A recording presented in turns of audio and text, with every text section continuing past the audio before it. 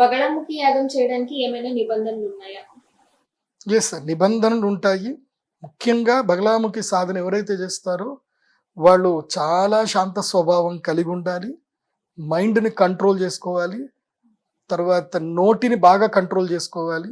ఎవరిని పడితే వాళ్ళని ఏది పడితే అది అనకూడదు. ప్రతి ఒక్కరి మీద కోపం ప్రదర్శించకూడదు.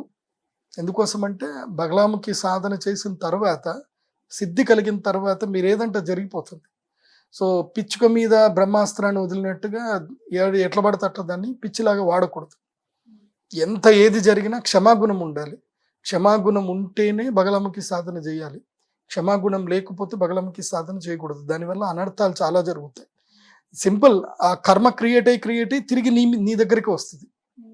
తన కోపమే తన శత్రువు, తన శాంతమే తనకు రక్ష అనే దాని మీద బగలాముఖి సాధన చేసే వాళ్ళు శాంత స్వభావం ఉండాలి, క్షమాగుణం కలిగి ఉండాలి, ఆశ ఉండకూడదు.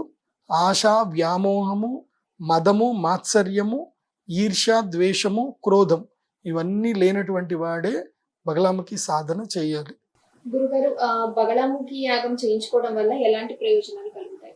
సింపుల్, బగలాముఖి యొక్క సాధన చేయటం వల్ల నీ జీవితంలో రాబోయే అనర్థాలు ఏవి రాకుండా ఉంటాయి.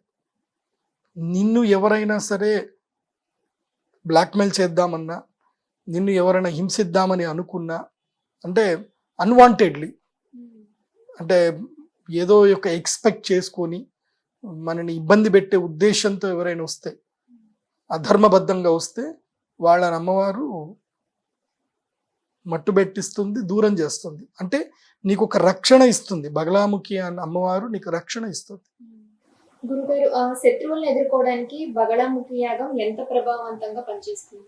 100% ప్రభావవంతంగా పనిచేస్తుంది. 100కు 100% పనిచేస్తుంది. కాకపోతే నువ్వు సాధన చేయాలి. నువ్వు సాధన చేసి 108 రోజులు నువ్వు సాధన చేస్తే పరిష్కారం దొరుకుతుంది. కాకపోతే నేను చెప్పాను కదా, బగలాముఖి సాధనకు ఏవైతే ధర్మబద్ధంగా ఏదైతే నువ్వు ఉండాలో అలా ఉండగలగాలి. అలా ఉంటేనే నీకు అవి పరిష్కారం దొరుకుతుంది. నీ నీ నీ మనసులో క్రోధము, ద్వేషం, అంటే ఇంకా నాశనం అయిపోవాలి, ఇదైపోవాలి అట్లా ఉండకూడదు.